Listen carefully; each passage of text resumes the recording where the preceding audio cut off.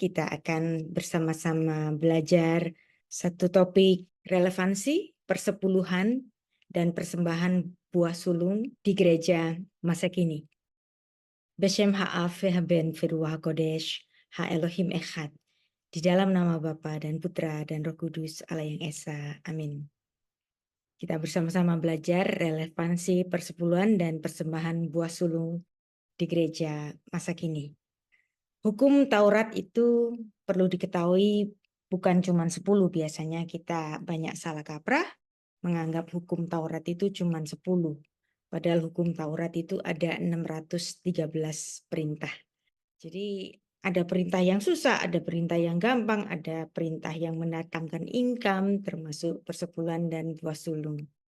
Jadi kalau ada 613 perintah, maka seorang Israel jika mereka mengemban hukum Taurat, mereka harus melakukan secara sempurna 613 perintah.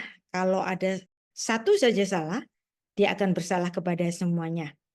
Yakobus 2 ayat 10 menuliskan, sebab barang siapa menuruti seluruh hukum itu tapi mengabaikan satu bagian daripadanya, ia bersalah terhadap seluruhnya. Jadi saya sebenarnya tidak mempermasalahkan jika ada hamba Tuhan mengatakan hukum Taurat itu masih berlaku, ya boleh. Tapi kalau menganggap hukum Taurat itu berlaku, semuanya harus tahu bahwa hukum Taurat ada 613. Kalau Anda melakukan 612 kurang 1, dia bersalah kepada seluruhnya. Kalau dia melakukan 611 kurang 2, dia juga bersalah kepada seluruhnya.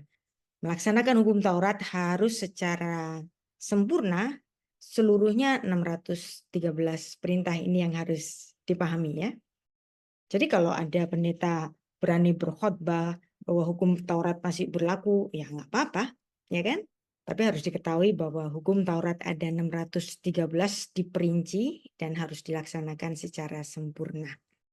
Kalau Anda ingin tahu apa saja 613 hukum Taurat itu, Anda bisa membuka situs laman sarapan pagi yang saya tulis di situ. Ada banyak sekali artikel-artikel yang ditulis di sana, termasuk rincian dari 613 hukum Taurat. Nanti Anda ketik di situ, nanti Anda ketemu 613 mitzvot. Mitzvot itu perintah. Kalau kita membaca Efesus 2 ayat 15, itu merupakan satu midrash. Apa sih midrash itu? Midrash adalah penjelasan dari hukum Taurat. Karena Paulus adalah seorang rabi, maka saya menyebutnya Rabi Saul. Dan dia menulis dalam Efesus 2 ayat 15, dia menyatakan ada abolisi. Apa itu abolisi? Abolisi itu pembatalan. Pembatalan terhadap apa? Pembatalan terhadap hukum Taurat.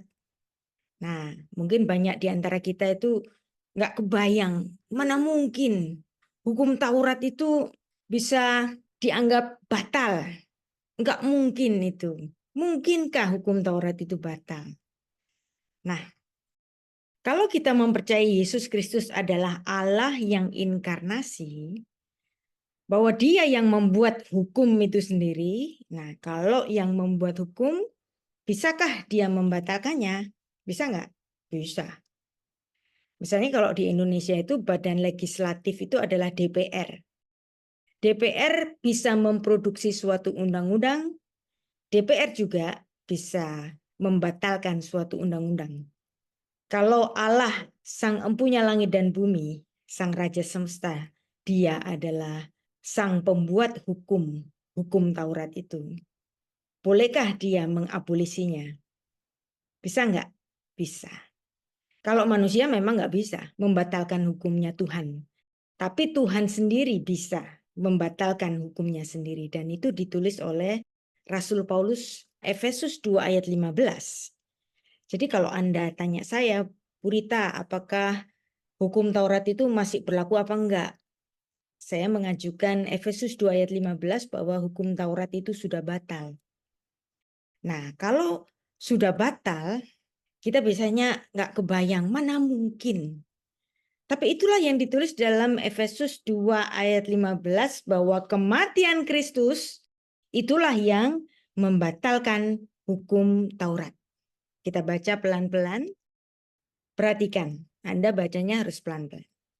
Sebab dengan matinya, dengan kematiannya di dalam dagingnya, ia membatalkan hukum Taurat. Kalau betul-betul naskah ini bilang membatalkan, maka jangan diartikan tidak batal. Kalau Anda mengartikan ini tidak batal, berarti Anda mengubah firman. Kita baca naskah bahasa Inggrisnya. Having abolished. Apa itu abolish? Abolisi, pembatalan. Ya. Kenapa kok bisa batal? Karena ada enmity. Apa itu enmity? Enmity itu perseteruan berdarah. Bahasa Yunaninya ektran. Ektran di sini. Dengan perseteruan di dalam dagingnya, yaitu kematiannya sendiri, maka ia membatalkan hukum Taurat. Nah, katargesas.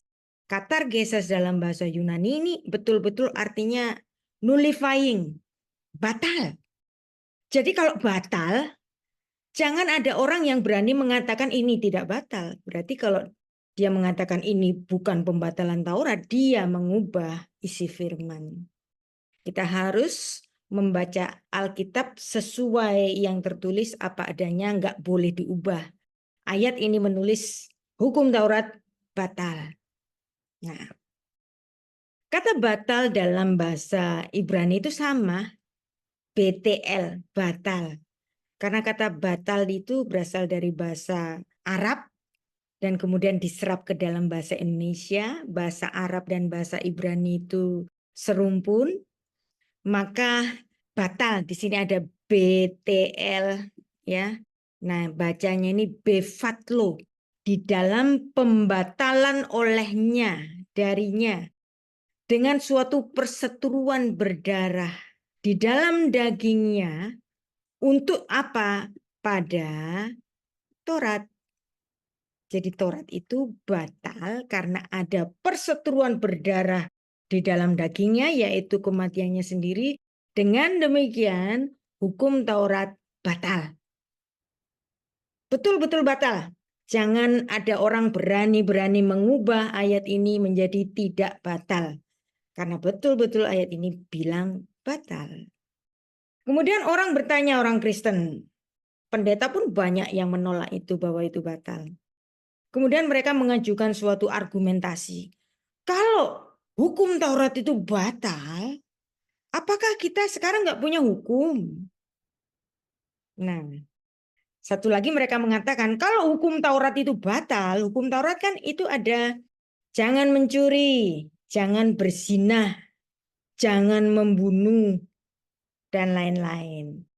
Kalau hukum Tauratnya batal, berarti bolehkah membunuh? Nah, ini adalah salah kaprah pengertian. Mereka ketakutan Taurat dibilang batal karena memberikan argumentasi yang dulu nggak boleh membunuh, sekarang boleh membunuh. Yang dulu nggak boleh berzina, sekarang boleh berzina. Yang dulu nggak boleh mencuri, sekarang boleh mencuri. Bukan begitu. Ya. Perlu kita sadari bahwa pembatalan Taurat tidak menjadikan orang Kristen tanpa hukum atau anomos, tanpa aturan, enggak. Bukan berarti kalau enggak ada hukum, enggak ada aturannya, bukan begitu. Ya. Tuhan kita Yesus Kristus sebelum kematiannya itu membatalkan Taurat, Tuhan Yesus sudah mencanangkan suatu hukum yang baru. Apa itu hukumnya yang baru? Kita pelajari. Pembatalan hukum Taurat itu bukan keadaan anomos tanpa hukum, karena Yesus sudah memberikan satu tatanan baru, yaitu hukum kasih, hukum Kristus yang isinya dua saja, mengasihi Allah dan mengasihi manusia. Kalau hukum Taurat itu kalau diperinci ada 613, hukum Kristus cuma dua, kasih kepada Allah dan kasih kepada manusia. Bagaimana penerapannya? Nah, di dalam hukum Kristus Memang tidak diperinci, tapi dengan melaksanakan hukum kasih dari Tuhan Yesus, Anda tidak akan mencuri milik orang lain karena kasih. Mengasihi sesama itu punyanya teman saya, itu punyanya saudara saya, itu punyanya tetangga saya, itu punyanya rakyat yang saya pimpin. Saya nggak boleh korupsi dong. Nah, kenapa? Karena ada kasih. Kita tidak akan membunuh orang lain karena kasih. Kita tidak akan berzina ngambil istrinya orang lain. Kita nggak akan berzina ngambil suaminya orang lain. Karena apa? Karena kasih. Kita memberikan sedekah karena kasih. Kita memberikan persembahan untuk pekerjaan Tuhan di gereja. Bukan karena takut nanti hartanya dimakan belalang pelahap. Tapi karena mengasihi pekerjaan Tuhan. Nah, kan beda sekarang. Jadi betul-betul kita tidak akan membuat susah teman kita. Kita tidak membuat sedih teman kita. Karena apa? Karena kasih. Kita rajin ke gereja menyembah Tuhan, bersekutu seperti malam ini. Karena apa? Karena kasih kepada Tuhan. Jadi cukup 2 saja.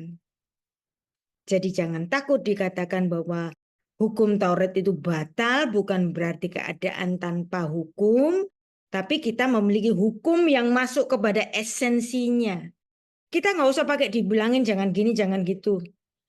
Kita menjadi orang yang dewasa. Kalau anak umur 5 tahun, mamanya masih teriak-teriak, jangan makan permen banyak-banyak, nanti giginya rusak. Tapi hari ini kita yang dewasa, kita nggak akan makan permen banyak-banyak. Kita nggak akan makan yang mengandung gula banyak-banyak karena supaya apa? Karena kan kita tahu nanti kalau kebanyakan gula nanti diabetes. Diabetes is the mother of all disease. Nah, kan beda. Jadi pemahaman bukan soal boleh nggak boleh, bukan soal melanggar hukum atau tidak, tetapi kita tidak akan melakukan sesuatu yang merugikan. Jadi bukan soal boleh nggak boleh, tapi proper or not proper. Ya, paham sampai di sini. Jadi itulah yang menjadi salah paham banyak orang Kristen termasuk pendeta-pendeta yang ketakutan kalau dibilang Taurat itu batal. Mereka bilang, wah nanti boleh berzina, boleh mencuri, boleh selingkuh, boleh korupsi. Bukan, ya. Kita tidak akan melakukan semuanya itu atas nama kasih. Karena kita memiliki hukum esensi yang baru, yaitu hukum Kristus, hukum kasih. 2 hukum saja cukup untuk membuat Anda seperti telah melaksanakan 613 hukum Taurat. Jadi menghadapi kebingungan di antara orang Kristen dalam memahami Efesus 2 ayat 15, kita harus mengetahui bahwa dasar untuk kita tetap ada di dalam hukum adalah memahami Matius 11 ayat 28 sampai 30. Marilah kepadaku semua yang letih lesu dan berbeban berat, aku akan memberikan kelegaan kepadamu. Pikulah kuk. Nah, kuk, ol bahasa Ibraninya. Ol ini adalah pikulan. Itu istilah orang Yahudi untuk menyebut hukum. Jadi hukum Taurat yang 613 itu seperti sesuatu yang dipikul kemanapun orang Yahudi pergi. Di mana saja, kapan saja. Karena 613 maka Tuhan Yesus mengatakan, kamu semua letih lesu. Kenapa letih lesu? Karena kalian memikul hukum yang berat dengan bermacam-macam peraturannya itu. Kemudian Yesus memberikan satu undangan, aku akan memberikan kelegaan kepadamu. Dengan apa? Dengan memberikan pikulan kuk yang lain dan belajar kepada Yesus. Karena Yesus lemah lembut, ya. Kalau hukum Taurat itu kan ada konsekuensinya. Orang yang melanggar Sabat bisa dihukum mati. Ya kan? Tapi di sini Yesus lemah lembut. Hukumnya itu manis, enak. Seperti sang pembuat hukumnya siapa? Yesus Kristus yang rendah hati. Ketika kita tidak memerinci hukum yang rumit itu, maka jiwamu akan mendapat ketenangan. Sebab kuk ini apa? Pikulan yang merupakan idiom dari hukum. Ya. Hukum yang kupasang itu enak dan bebanku pun ringan. Hukum itu ringan. Hanya 2 saja. Ya. Nah, dari sini kita dapat memahami apa yang dimaksud dari Matius 11 ayat 28. Disinilah Tuhan Yesus mendeklarasikan hukumnya yang enak kepada orang-orang Yahudi yang letih lesu karena memikul 613 hukum. Dan bukan itu saja, masih ada tambah-tambahannya lagi, yaitu hukum peraturan yang dibuat oleh para rabi. Jadi bayangkan orang-orang Yahudi sudah 613 hukum Taurat, masih ada peraturan-peraturan para rabi, mereka melakukan ribuan peraturan. Jadi nggak salah Tuhan Yesus mengatakan kalian semua letih lesu karena diikat oleh hukum yang sangat terperinci itu. Dan Yesus menawarkan sebuah kuk yang enak yang membuat ketenangan. Oli, hukumku itu enak.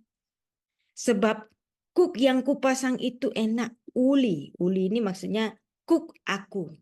Pikulan yang kupasang itu enak dan bebanku pun ringan.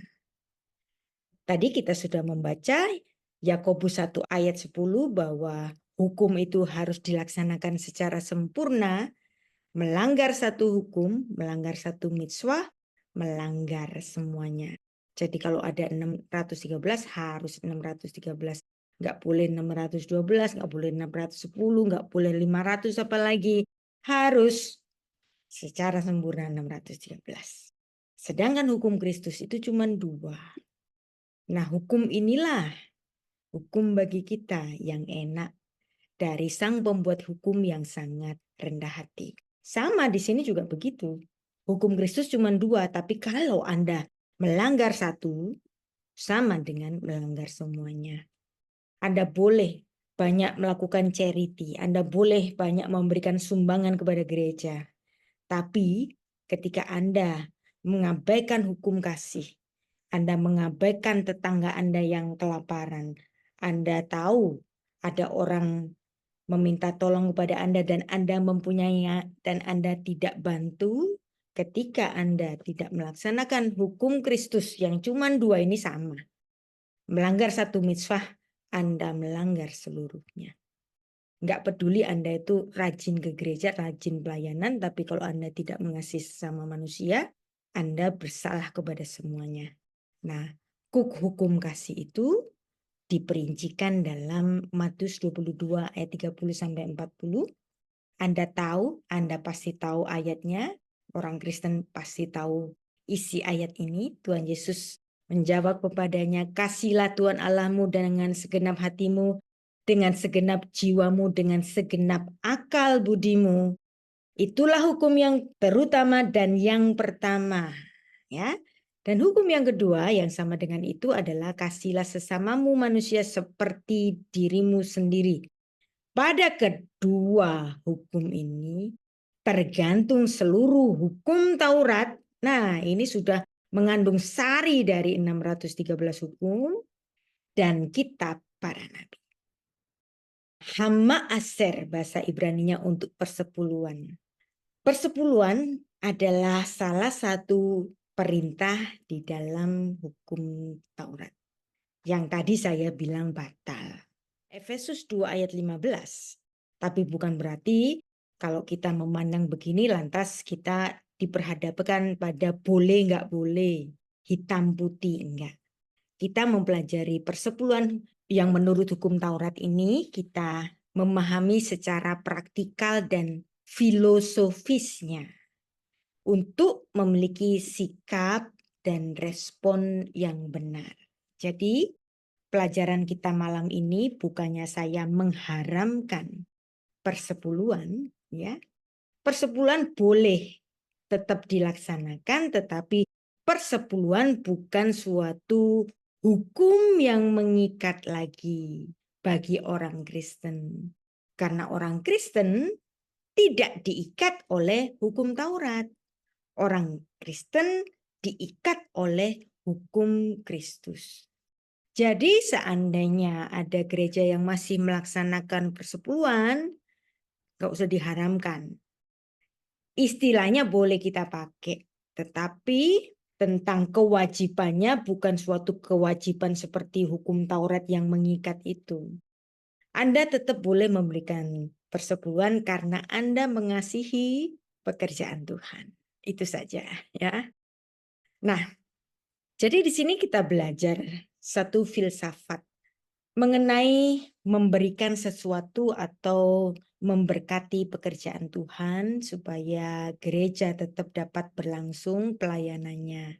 Jadi di sini saya mengajak Anda untuk bersama-sama berpikir bukan soal boleh atau tidak boleh. Dan di sini ada pemikiran yang bagus. The genius of the end, the tyranny of the all. Jadi melaksanakan hukum kasih itu bukan ini atau itu, tetapi ini dan itu akan lebih baik ya. Dua-duanya kita serap. Bagaimana sih menjadi orang Kristen yang benar? Banyak orang Kristen itu masih berpikiran boleh nggak ya? Boleh nggak ya? Boleh nggak ya? Nah, kalau kita itu masih berpikiran boleh nggak boleh, berarti kita masih balita, kita masih taman kanak-kanak. Kalau kita adalah orang-orang Kristen dewasa, pemikirannya itu sudah patut atau tidak patut, proper or not proper, ya kan? Ketika Anda diberkati Allah dengan berlimpah-limpah di dalam pekerjaan Anda atau dalam hal apapun, ya. Ketika Anda memiliki sesuatu, ketika ada kasih di dalam hatimu, Anda pasti memiliki jiwa yang memberi.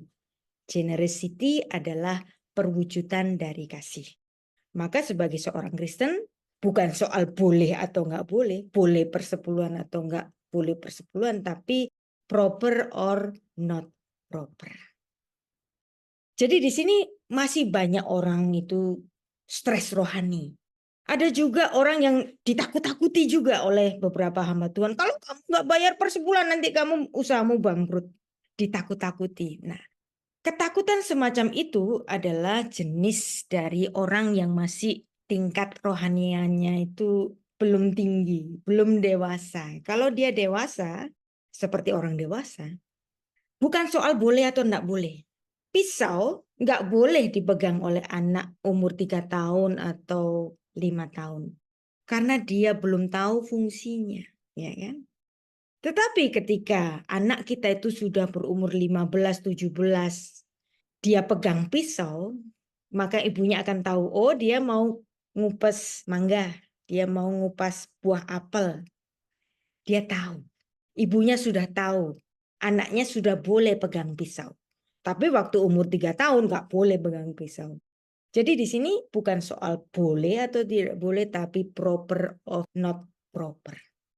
Maka mengenai hukum Taurat, ya, saya harapkan kita semua menghindari persoalan yang dicari-cari dan yang bodoh. Soal silsilah percecokan, pertengkaran mengenai hukum Taurat itu sia-sia belaka. Demikian yang ditulis di dalam Titus 3 ayat 9.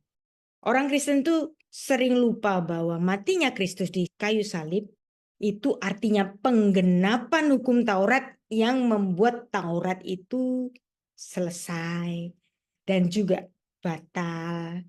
Nah, jadi dengan pimpinan hukum Taurat, kita sebenarnya tidak di bawah hukum Taurat lagi. Jadi di dalam kedewasaan rohani bukan soal boleh nggak boleh, tapi patut tidak patut. Soal mendatangkan manfaat atau bukan manfaat. Hidup kita harus menjadi berkat. Apa sih sebenarnya yang dipersoalkan dalam persepuluhan itu? Karena antara jemaat dan pendeta itu biasanya saling curiga, ya kan? pendetanya curiga, kamu pelit amat sih, gitu kan? Atau jemaatnya menganggap, nanti persembahanku nanti dibuat beli tas Hermesnya Ibu Gembala. Atau buat beli diamondnya Ibu Gembala. Oh, nanti dibuat beli Alphard baru, gitu kan. Nah, jadi ada saling curiga. Jadi sebenarnya ada sikap yang buruk di antara kita yang menjangkiti yang di bagian jemaat dan juga yang di bagian hamba Tuhan. Karena dua-duanya sama-sama cinta uang. Jadi cinta uang jangan cuman ditujukan pada pendeta yang mengkhotbahkan persepuluhan saja dong. Karena jemaatnya pun cinta uang.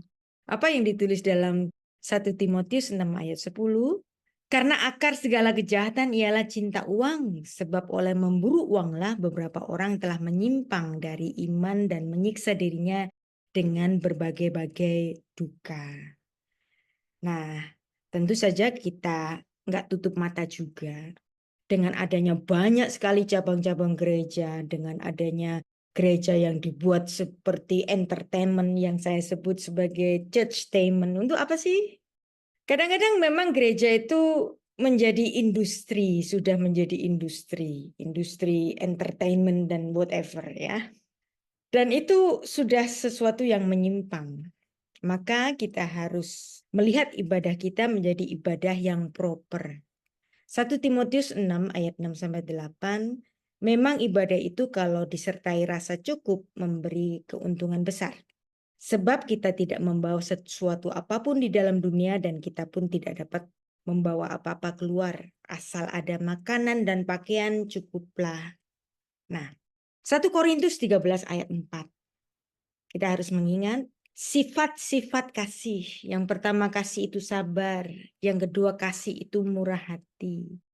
Kalau hatinya murah, maka dia akan dengan berbahagia, dengan sangat rela memberi atau mendukung pekerjaan Tuhan di mana gereja Anda, di mana Anda di gereja digembalakan. Nah, jadi sebenarnya di sini harus ada kepercayaan antara hamba Tuhan, Bapak Gembala, dan keluarga Bapak Gembala, juga pada jemaatnya. Ada satu karikatur yang agak satir ya. Why do churches want money when it is the root of all evil? Jadi ini kiranya menjadi satu koreksi bagi kita semua. Nah, satu lagi. Dalam Matius 14 ayat 14-21, perhatikan. Tuhan Yesus itu mendapatkan 5 roti dan 2 ikan dari seorang anak kecil untuk mukjizat yang besar. Kenapa? Karena anak kecil itu biasanya lebih tulus. Kenapa Tuhan Yesus kok nggak minta kepada para ibu atau para bapak yang ada di situ? Karena bapak-bapak ibu-ibunya ini pada kikir. Maka Tuhan Yesus justru mendapatkan roti dari anak kecil. Jadi ini hanya satu contoh kasus saja bahwa jemaat pun banyak juga yang kikir, cinta uang, kepemilikan, maunya gratis melulu, tidak mau berbagi. Jadi kita nggak boleh hanya salah-salahkan pendeta saja soal persembahan dan persepuluhan. Dalam Matius 18 ayat 3, Tuhan Yesus berkata bahwa kita harus menjadi seperti anak kecil.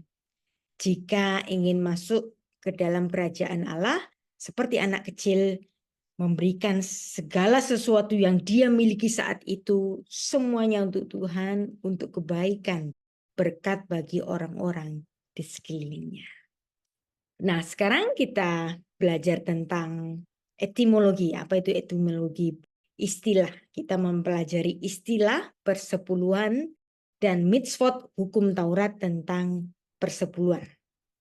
Biasanya ayat ini sering dibacakan dalam khotbah Bapak atau Ibu Pendeta mengenai persepuluhan kan? Bawalah seluruh persepuluhan Hamma Aser bahasa Ibraninya ke dalam rumah perbendaraan supaya ada persediaan makanan di rumahku dan ujilah aku firman Tuhan semesta alam. Apakah aku tidak akan membuka bagimu tingkap-tingkap langit dan mencurahkan berkat padamu sampai berkelimpahan. Tapi tentu saja Maleakhi 3 ayat 10 ini memiliki konteks. Kenapa sampai ada firman demikian? Jadi di sini sebenarnya konteks Maleakhi ini ada satu waktu yang dimana orang Israel itu tahu bahwa orang Lewi itu nggak dapat pusaka kepemilikan tanah, yang dimana mereka itu harus bekerja untuk pelayanan kepada ibadah, sehingga kehidupan mereka itu harus disokong. Tapi orang-orang Israel lainnya itu tidak memberikan sokongan persepuluhan kepada para orang Lewi, sehingga orang Lewi harus bekerja, padahal mereka harus membaktikan hidupnya, seluruh hidupnya untuk Tuhan. Nah, maka di sini suku-suku lain yang tidak memberikan iurannya untuk menyokong satu suku yang tidak mendapatkan pembagian tanah sejak zamannya Yosua, maka mereka ditegur, mereka harus membawa persepuluhan supaya orang-orang Lewi dapat hidup. Nah, Anda baca di sini Bilangan 16 ayat 26 bahwa orang Lewi itu menerima dari pihak orang Israel persembahan persepuluhan. Siapakah orang Lewi? Orang Lewi adalah satu suku yang diperuntukkan untuk pekerjaan Tuhan, melayani di kemah tabernakel. Karena Israel itu ada 12 suku sebenarnya, ya. Nah, suku Yusuf itu menjadi suku Efraim dan Manasye. Suku Lewi disendirikan karena dia melayani bait Allah, maka suku-suku yang lain, 12 suku lainnya, jadi suku Israel itu kalau di total itu sebenarnya ada 13, karena suku Yusuf itu mendapat 2 bagian, Efraim dan Manasye. Maka satu suku Lewi ini mendapat sokongan dari 12 suku lainnya. Kemudian persepuluhan dari kata 10. Nah, bahasa Ibraninya asar, jadi ma'aser. Hukum Taurat untuk persepuluhan. Imamat 17 ayat 30 banyak sekali harus dibawa ke dalam rumah perbendaharaan. Nah, dari manakah objek-objek dari persepuluhan? Biasanya dari agricultural dan juga dari hasil-hasil tanah. Jadi ada mempersembahkan persepuluhan ternak kalau dia memang pekerjaannya itu berternak, ada persepuluhan dari hasil bumi juga. Nah, mereka menyerahkannya kepada orang Lewi di sini, ya. Orang Lewi, di antara orang Lewi itu ada yang menjadi imam. Jadi itu persepuluhan yang pertama. Kemudian ada persepuluhan kedua, Ma'asyer Sheni. Kalau tadi Ma'asyer Rishon itu persepuluhan yang pertama harus diberikan kepada orang Lewi. Nah, sekarang saya mau ngomong dulu orang Lewi. Siapakah orang Lewi? Orang Lewi itu biasanya melayani sebagai singer, melayani sebagai tukang bersih-bersih tabernakel, terus orang yang mempersiapkan segala barang-barang yang ada di perabotan di kemah suci. Di antara orang Lewi itu ada para imam. Nanti 10% dari 12 suku itu diberikan kepada orang Lewi. Kemudian 10%-nya lagi diberikan oleh orang Lewi kepada para imam. Jadi imam ini mendapatkan 1/10 dari 1/10. Paham? Karena nggak semua orang Lewi menjadi imam kan? Maka dari orang Lewi yang mendapatkan 1/10 dari keseluruhan orang-orang Israel itu, khusus para imam hanya mendapatkan 10% yang didapatkan dari seluruh suku Lewi. Lalu bagaimana dengan persepuluhan yang kedua? Persepuluhan yang kedua ini biasanya diperuntukkan untuk dikonsumsi sendiri. Dikonsumsi untuk kapan? Dikonsumsi ketika mereka itu merayakan hari raya besar di Yerusalem. Jadi persepuluhan kedua ini tidak diberikan kepada orang Lewi, tetapi dihabiskan sendiri oleh si pemberi ini ketika mereka merayakan hari raya di Yerusalem. Nah, dan di sini orang-orang Israel diwajibkan untuk tidak melalaikan orang Lewi. Mereka harus memberikan dengan sukacita persepuluhannya itu. Kemudian orang Israel ini ribet ya hukum persepuluhannya. Persepuluhan yang kedua Ma'asyir Sheni ini di tahun pertama dan di tahun keempat dan di tahun kelima untuk dimakan sendiri ya, jadi bukan untuk orang Lewi, dimakan sendiri ketika mereka berada di Yerusalem merayakan hari raya, berhari raya, berhak naik haji aliyah menuju Yerusalem. Nah, untuk menuju Yerusalem kan perlu biaya. Biayanya diambil dari mana? Biayanya diambil dari Ma'asyir Sheni, persepuluhan kedua. Jadi persepuluhan kedua ini dihabiskan sendiri oleh pemiliknya. Jadi jemaat itu sendiri menghabiskan persepuluhan yang kedua untuk dihabiskan ketika berhari raya di Yerusalem. Kemudian Ma'asyir Sheni untuk tahun yang ketiga dan keenam itu disisihkan sendiri. Disisihkan untuk apa? Disisihkan untuk fakir miskin. Maka namanya Ma'asyir Ani. Ya, paham di sini? Jadi persepuluhan orang Israel itu tidak seluruhnya diberikan kepada orang Lewi saja, tapi ada satu yang dihabiskan sendiri ketika mereka itu merayakan hari raya di Yerusalem, dan juga diberikan kepada fakir miskin yang namanya Ma'asyir Ani. Ditulis dalam Ulangan 14 ayat 28 sampai 29. Nah, kalau seandainya gereja mau melaksanakan ini, ya laksanakan persis seperti apa yang ditulis di dalam hukum Taurat. Saya nggak melarang Anda untuk melaksanakan hukum Taurat, nggak apa-apa, ya boleh. Tapi ingat, hukum Taurat ada 613. Kalau menganggap Taurat harus dilaksanakan boleh, tapi harus tuntas. 613 hukum, persis seperti perincian-perincian ini. Ribet kan? Ya kan? Nah, tidak membelanjakan persepuluhan kedua Ma'asyir Sheni segala sesuatu kecuali makanan dan minuman untuk kebutuhan nanti pergi ke Yerusalem. Wah, ada banyak sekali. Kalau dibaca ini nanti selesainya besok ya. Nah, ada satu yang harus dipahami sebenarnya ya. Persepuluhan adalah hukum yang sebenarnya hanya untuk bangsa Israel. Karena hukum Taurat itu bukan untuk orang Kristen, bukan untuk orang Indonesia, bukan untuk orang Inggris, bukan untuk orang Itali, bukan.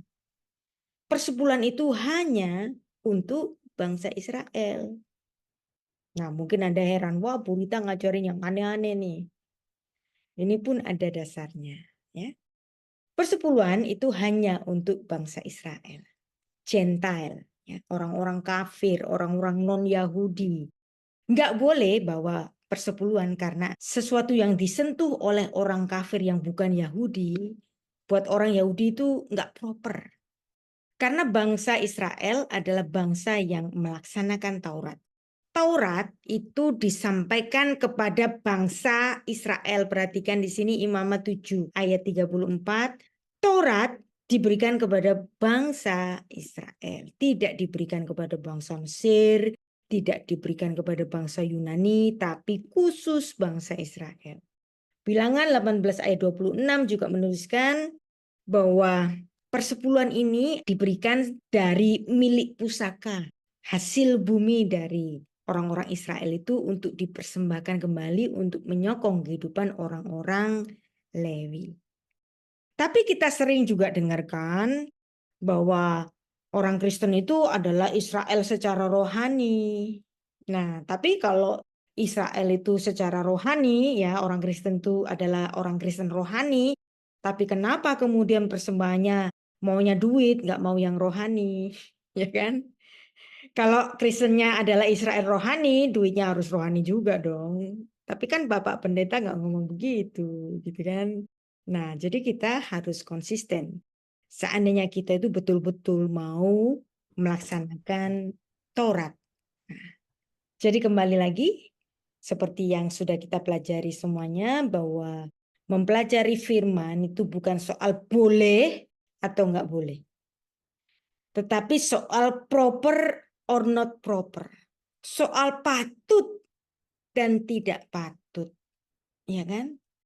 Kita tidak akan nyolong mobilnya tetangga, ya, bukan karena boleh mencuri, gara-gara Tauratnya itu sudah batal. Bukan, kita punya hukum yang lain. Kalau kita mengasihi sesama kita, Anda nggak akan nyolong mobil tetangga, nggak akan. Ya. Karena Allah itu kasih, dan kasih adalah undang-undang dasar kerajaan Allah. Kalau Anda violence, mengambil sesuatu yang nggak patut, berarti Anda merusak tatanan undang-undang dasar kerajaan surga, yaitu apa? Hukum kasih. Jadi, jangan lagi tanya, boleh nggak ya? Boleh nggak ya ngasih persepuluhan? Boleh nggak ya? Saya bilang boleh, ya. Tetapi cara pemberiannya bukan seperti Taurat memerintahkan. Kalau Taurat memerintahkan seperti itu, nah Anda masih ada di dalam hukum Taurat, dan hukum Taurat itu ada 613.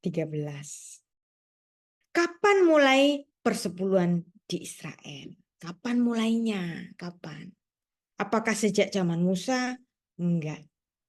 Karena sejak zaman Musa, orang-orang Israel belum bercocok tanam.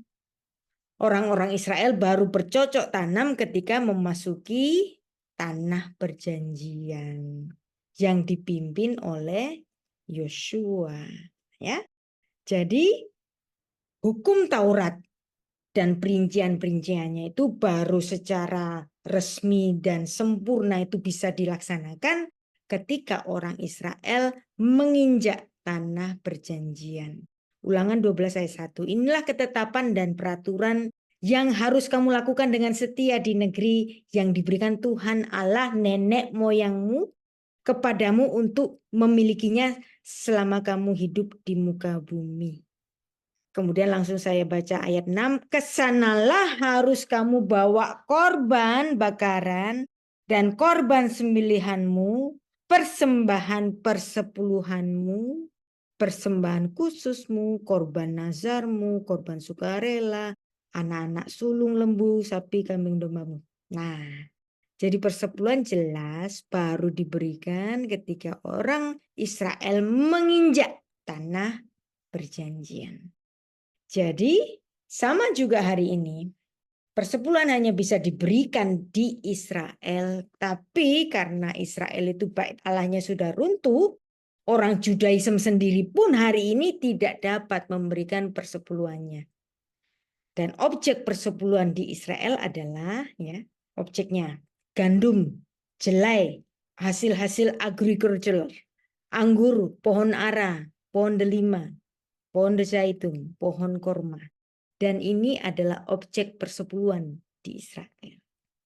Jadi bagi petani, ada mereka harus memberikan persepuluhannya. Ada juga bagi peternak, ada peraturan pemberikan persepuluhannya.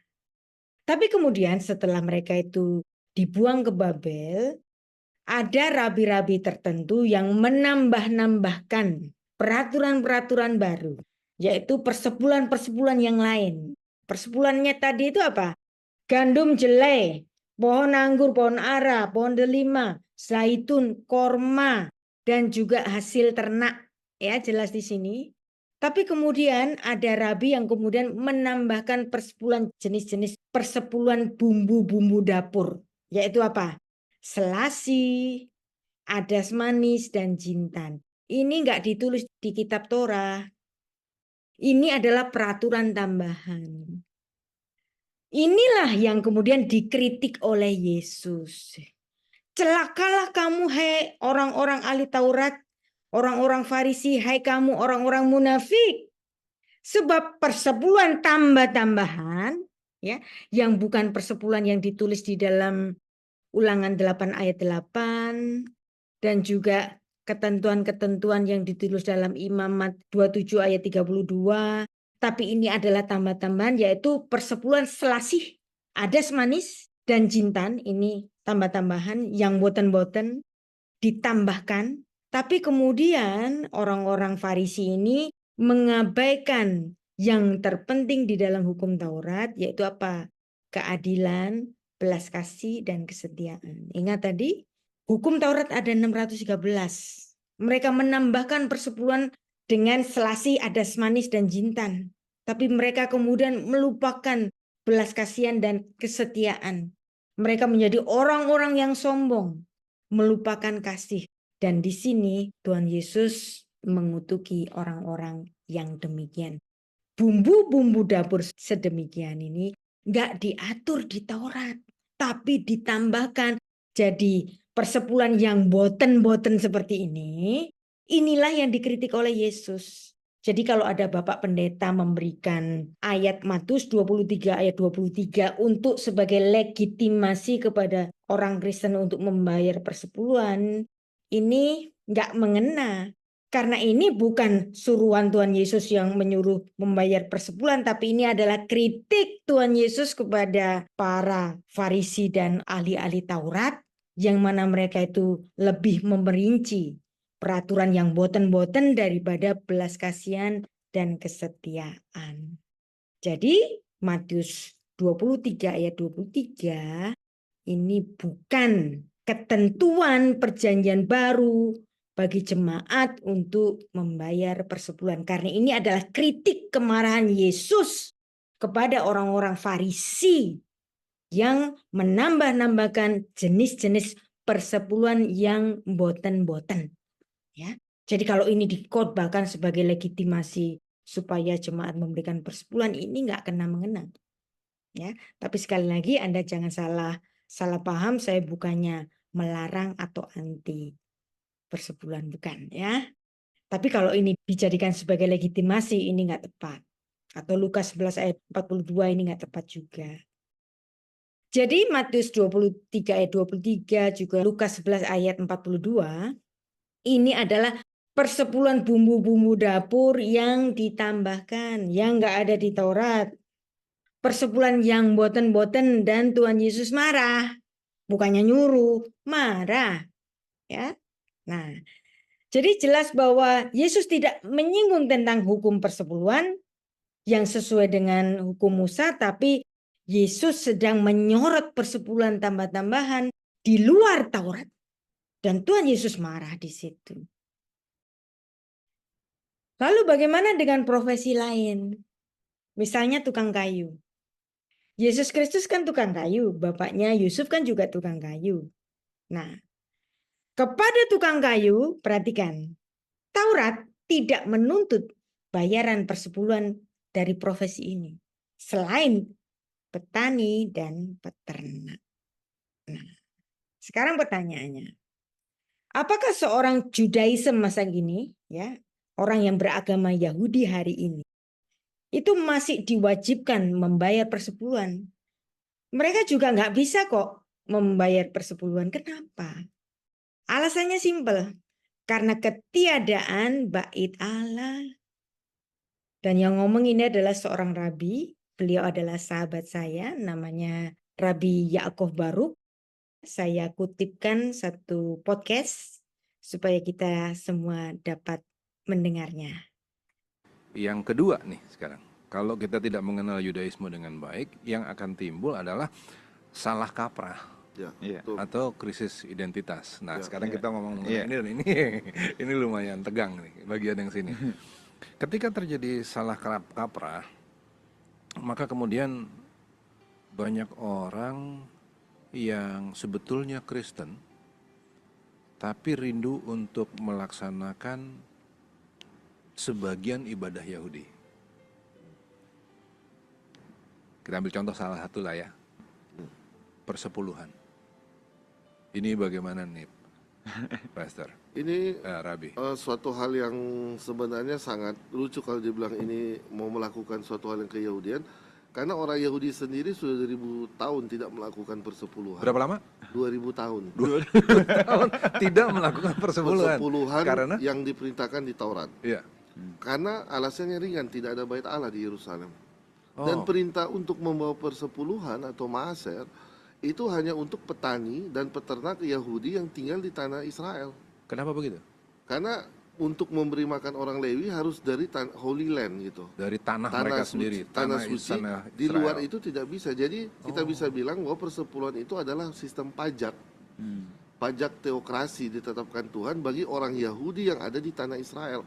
Orang Yahudi yang ada di Amerika, di Indonesia tidak kena peraturan ini. Nggak bisa soalnya, Nggak bisa. harus tumbuh dari tanah Karena Israel. ayatnya bilang harusnya dibawa ke tempat yang diinginkan oleh Tuhan, membawa ke Yerusalem. Nggak bisa kita melakukan ritual-ritual itu di luar Yerusalem. Oke. Dan jangankan orang Yahudi di Amerika atau di Indonesia, orang Yahudi di Israel pun yang Ya. tidak punya ladang, tidak punya ternak, tidak diwajibkan untuk memberikan persepuluhan. Tuhan Yesus kasih persepuluhan nggak? Yesus tukang kayu ya kalau tidak Ya. salah kan. Dia mau bawa apa? Kursi ke bait suci atau bawa meja? Tentu Nggak kan bisa. tidak kan.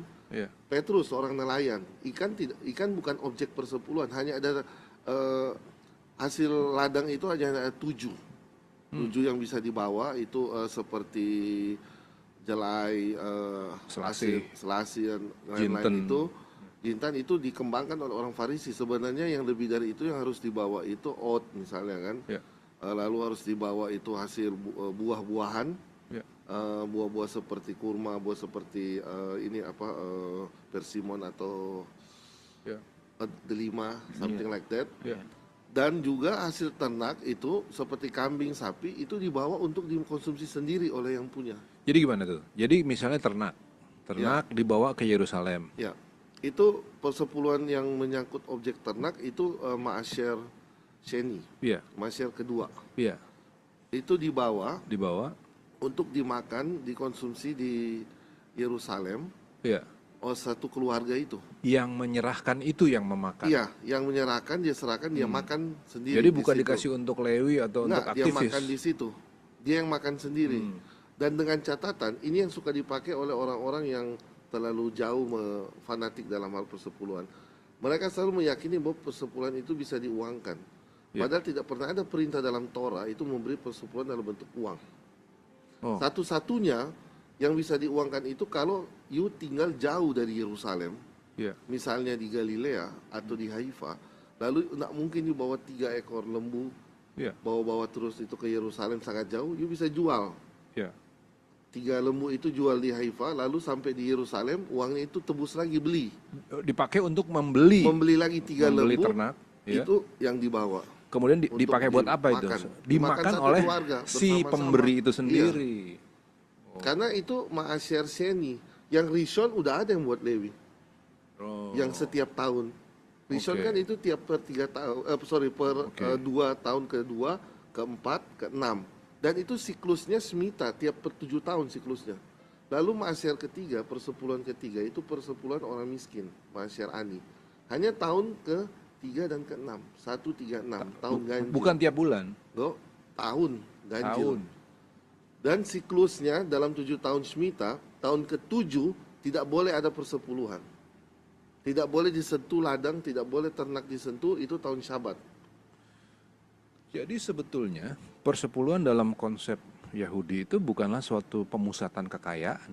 Kekayaan buat siapa? Orang Lewi. Wah, Orang bukan. Lewi tidak butuh uang, mereka hanya butuh makan, mereka bekerja di bait suci.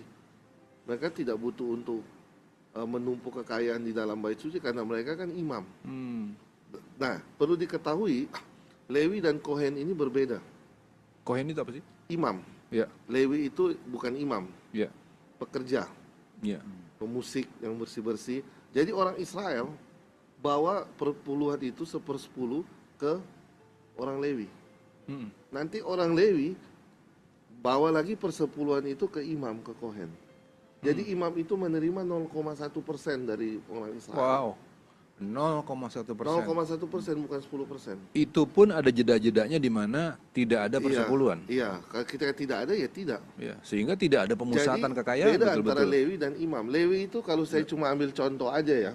Ya. Lewi itu supaya kita pahami gampang, di gereja misalnya WL. Itu Worship Lewi. leader itu Lewi. Cleaning service itu Lewi. Itu tugas-tugas Lewi di bait Allah. Imam, gembala itu imam, atau itu yang kohanim.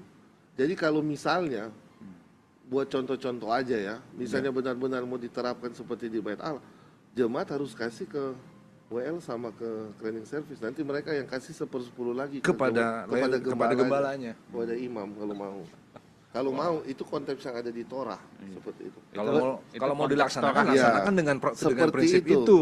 But that's just a sample ya. Iya, Karena orang non Yahudi tidak sama sekali dikenakan perintah untuk memberi itu. Iya. Nah, oke. Ada lagi? Kapan persepuluhan diberikan dalam perjanjian lama dan jenisnya apa saja? Tadi kita sudah mempelajari ada Maaser Rishon, persepuluhan pertama diberikan kepada orang Lewi, dan kemudian ada Maaser Sheni, persepuluhan kedua yang dimakan sendiri oleh pemberinya ketika merayakan hari raya di Yerusalem, dan juga yang ketiga ada Maaser Sheni, persepuluhan ketiga yang diberikan kepada orang-orang miskin. Kapan orang Israel memberikan persepuluhan? Orang Israel membayar persepuluhan setiap tahun sesuai yang ditulis dalam Ulangan 14 ayat 22, tapi tahun ke-7 ada pengecualian. Karena itu adalah tahun Sabat, mereka tidak memberikan persepuluhan. Setiap tahun ketiga dan ke-6 dalam jangka waktu 7 tahun ada persepuluhan lain yang diberikan kepada orang miskin dan orang Lewi juga. Apa hukumannya kalau orang Israel itu tidak memberikan persepuluhan? Ternyata hukum Taurat tidak memberikan satu konsekuensi bagi orang-orang yang tidak memberikan persepuluhan. Nggak ada konsekuensinya. Ya kalau nggak ngasih ya nggak apa-apa gitu. Tapi itu bukan perilaku dari orang-orang beriman. Nah, sekarang bagaimana dengan konteks Maleakhi pasal 3 ya tadi itu sudah saya sentil sedikit. Sebenarnya ketika Maleakhi pasal 3 itu dikotbahkan itu nggak kena-mena dengan orang Kristen, enggak. Ini konteksnya adalah orang-orang Israel waktu itu tidak memberikan persembahan yang semestinya yang harus diberikan kepada orang-orang Lewi dan membiarkan orang-orang Lewi menjadi pekerja bagi orang-orang Israel lainnya. Dan ini di mata Tuhan adalah jahat.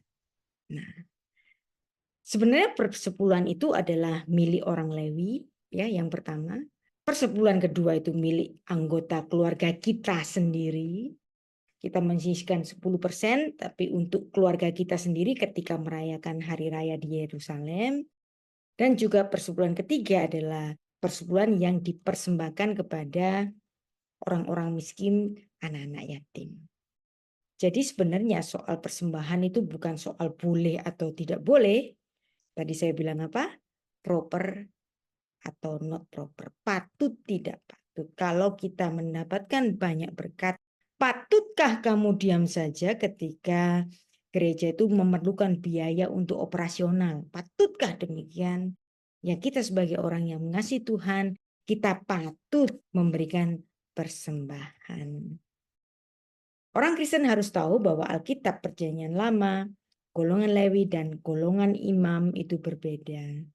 Pemberian persepuluhan itu bukan diberikan kepada imam, bukan diberikan kepada gembala, tetapi diberikan kepada orang Lewi yang tadi Rabi Yaakov Baruk itu kalau diandaikan hari ini itu diberikan kepada WL, diberikan kepada singer, diberikan kepada pemusik, diberikan kepada cleaning service. Baru orang-orang Lewi ini memberikan 10%-nya kepada imam, kepada gembala. Karena orang Lewi ini adalah suku Israel yang khusus dipekerjakan menurut Taurat melayani di kemah suci atau di bait Allah. Dan mereka itu bukan golongan imam. Dan imam mendapatkan 10% dari yang diterima oleh orang Lewi ini.